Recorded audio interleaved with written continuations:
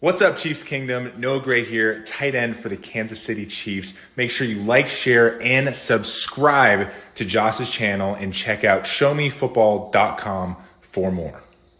Ladies and gentlemen, welcome back to the KC Sports Report. My name is Michael D'Arcy, and today I have the pleasure to be joined by my good friend Josh Fann. And we're going to talk about two players that are eligible to be extended by the Kansas City Chiefs, and that is cornerback Trent McDuffie and defensive end George Karlaftis. And Josh, both of these players are fan favorites, but the Chiefs might have to make a very difficult decision when it comes to extending them. They might only be able to extend one of these guys, and to kind of put you on the spot, if they have to extend one of them, who do you think it should be? Trent McDuffie, easy. First of all, I think he's the better player at his position. Trent McDuffie is legitimately a top 5 cornerback, perennial all-pro type. George Karlaftis is a good player, really good defensive end number 2, not an all-pro, not anywhere near the top of the league in sacks. Trent McDuffie has the ability to completely take another team's top receiver out of the game. You just can't overstate how valuable it is to have that on your football team. You can find high-energy, high-effort pass rushers pretty easily in the draft and free agency, but it's just really hard to come across cornerbacks like Trent McDuffie, and I just don't think you let go of players like that when you have them, because the thing is, Trent McDuffie's a blue chip, right? You want to have as many blue chip players as possible on your football team, and I don't think George Karlaftis is a blue chip player. I think he's good. You could even say he's really good, not a blue chip. He's just not. When I love George Karlaftis, I think he is a very good edge rusher, but you can't pay very good edge rushers elite money. And George Karlaftis... You saw that mistake with Frank Clark. Yeah, and if George Karlaftis goes out this year and puts up 15 sacks, he could make north of $100 million in free agency. Yeah. And that's something the Chiefs just cannot afford to do.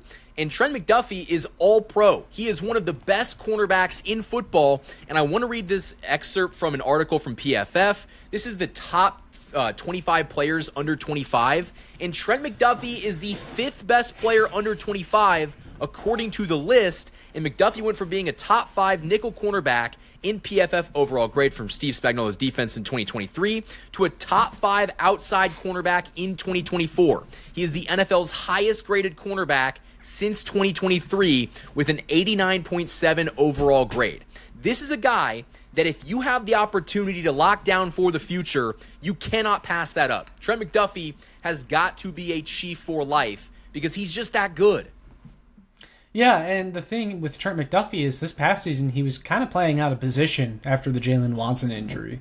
Because Jalen Watson was their outside guy, and then they moved Trent McDuffie out there to try to make up for it. And that's why the Christian Fulton signing was really big for this team, because you now have that corner depth on the outside with him, and then Jalen Watson coming back healthy this year. Trent McDuffie can go back to the slot where he's just naturally very, very good. And I think, people kind of forgot a little bit of how good Trent McDuffie was this past year because he was forced to play out of position a little bit. Not this year. I think we're going to see probably the best version yet that we've seen of Trent McDuffie. When he was all-pro in the slot, he wasn't all-pro on the outside. And that's not saying that he's still not a very good outside corner, but right. There's a reason, like you said, that they went out and they signed Christian Fulton and they drafted Noah Williams, because now this secondary is a lot better. And I don't want to make this seem like we don't like George Karlaftis and would even necessarily be against the Chiefs paying him. They just can't pay him like he's a top 10 defensive end. There's levels to this game, and the Chiefs just can't overpay. But I think the perfect scenario would be that Trent McDuffie has a very good year, but you get him locked down, and then George Karlaftis, who was drafted in the first round, so he has that 5th-year option, is someone that could play under that 5th-year option, and then you give him a solid contract that keeps him in Kansas City, that keeps him, I don't want to say high paid, but, gives him the compensation he deserves. And then, you don't have to go out and, overpay to get someone in free agency, which is basically what free agency is. But that might be part of the thought process in extending these guys now. Don't even let them hit free agency, because like we saw with Tershawn Wharton, teams will overpay for guys from Kansas City. Yeah, well, and I think they'll overpay for Super Bowl experience and that sort of leadership that comes with being such an experienced player in the postseason and being a part of a winning culture, right? I think that's a huge part of why Deshaun Wharton got paid this offseason. I mean, he also got paid because he had a really good season with the Chiefs last year. But in the case of George Karlaftis, like, I think there is a clear limit on what his ceiling is as a player. I think he's, like I said, really good number 2 defensive end. Can get you 8 to 10 sacks. Is he ever quite going to be a 12, 15 sacks per year guy and his name maybe sneaks into the defensive player of the year race?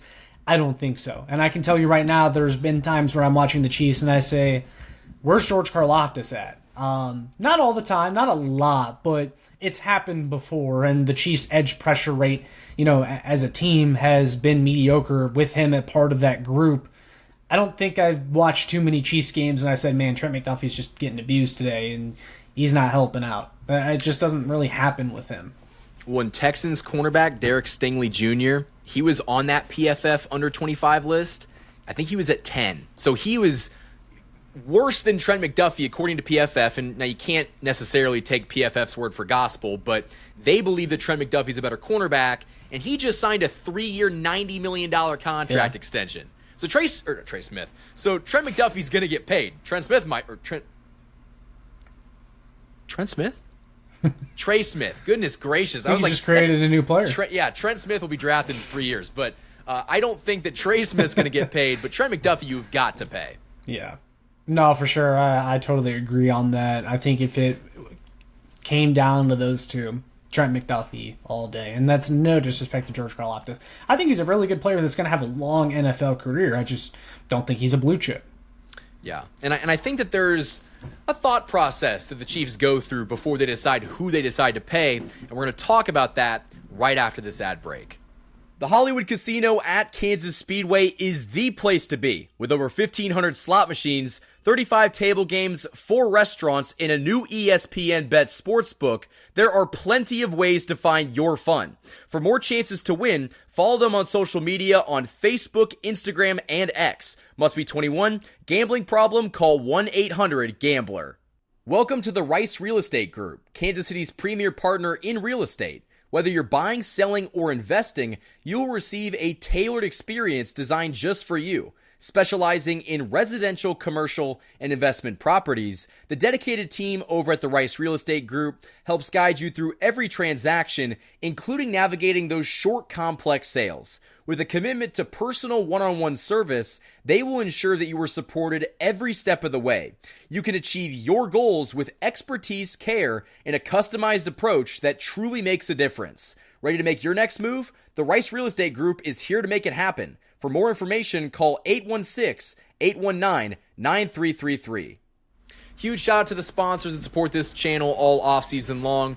Now, Josh, getting back into the main portion of this video, the Chiefs have been pretty stingy with the contracts that they've given out. And the guys that really come to mind are the Mike Danas of the world, who they didn't really give a lot of money to, but the contract didn't really make sense. But they could afford to do that because he's not someone that's going to command a lot of money in free agency. But when it's come to big-time players like Chris Jones and Patrick Mahomes and Travis Kelce, the Chiefs haven't shied away from paying them. And they also have not shied away from paying guys like Frank Clark. We've talked about that. They gave him a lot of money, and he ended up not doing really anything. So the Chiefs are not scared to pay guys that they think could be contributors for a long time. And I don't think that Trent McDuffie is an exception to that. But at the same time, George Karlaftis is also someone that could fall into that category.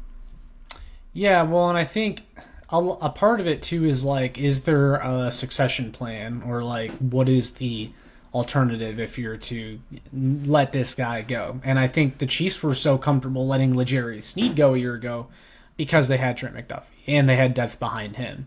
I think if these Chiefs draft picks hit, these recent draft picks on the defensive line hit, it'll be a lot easier to let go of George Karlaftis. You also mentioned how when the Chiefs like a guy, they'll pay him. And we just saw that with Nick Bolton as well. That was the most recent example. They paid him a lot of money. And sometimes even the Chiefs will pay guys more than what they're worth to any other team. Mike Dana and Nick Bolton are two really good examples. I don't think those guys were getting anywhere near that money from another team.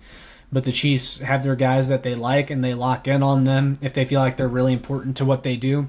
I think Trent McDuffie is extremely important to what they do.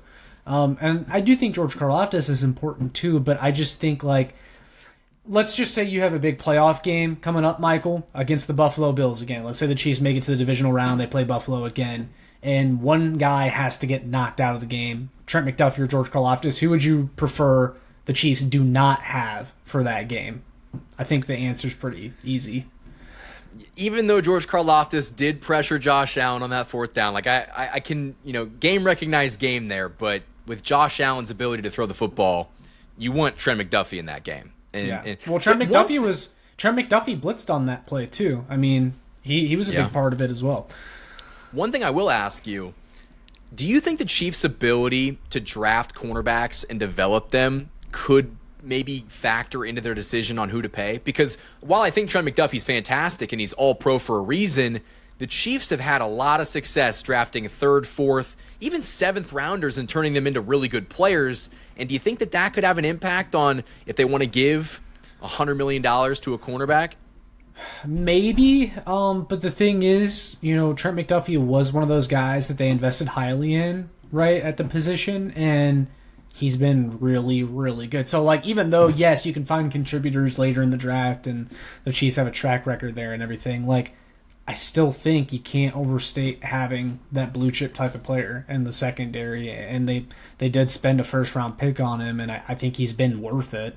So I guess maybe, but the thing is they play a lot of cornerbacks, and you still need to have some depth there. You still need to have some guys, and I think guys like Jalen Watson and Noah Williams, L'Jarius Sneed when he was here, I think, those are all really good players, but they're not Trent McDuffie either.